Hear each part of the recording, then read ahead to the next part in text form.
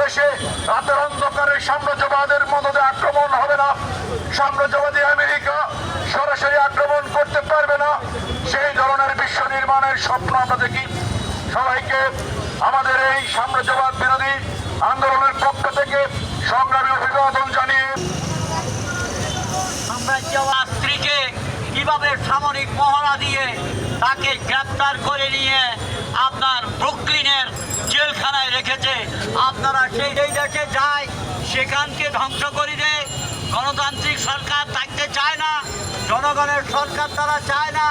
তারা বিশ্ব মোড়লগিরি করতে গিয়ে দেখা যায় অনেককে হত্যা করেছে, অনেককে ক্ষমতাচ্যুত করেছে, ক্ষমতার বাইরে নিয়ে গেছে। আমরা আজকে বাংলার জনগণ, ফেনীর জনগণ, আমরা সুনির্দিষ্টভাবে বলতে চাই, আমরা সাম্রাজ্যবাদের বিরুদ্ধে বাংলাদেশের টেকনাফ থেকে তেঁতুলিয়া, রূপসা থেকে পাথরিয়া পর্যন্ত যে দুর্বার আন্দোলন গড়ে উঠবে, সেই আন্দোলন বিশ্ববাসী প্রকম্পিত হওয়ার পর মাদুরাই এবং তার স্ত্রীকে ছেড়ে দিতে বাধ্য হবে। কোনো জাতি যখন মাথা উঁচু করে দাঁড়াতে চায়, স্বাধীনভাবে এবং তাদের সার্বভৌমত্ব নিয়ে যখন লড়াই করতে চায়, তখন এই মার্কিন যুক্তরাষ্ট্র সেটার বিরুদ্ধে দাঁড়ায়।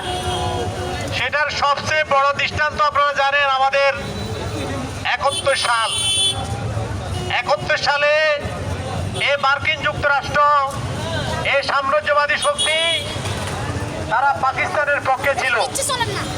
আমাদের এই দেশকে তারা ধ্বংস করার জন্য, এদেশের গণহত্যা তৈরি করার জন্য তারা সপ্তম নৌবহর পাঠিয়েছিল।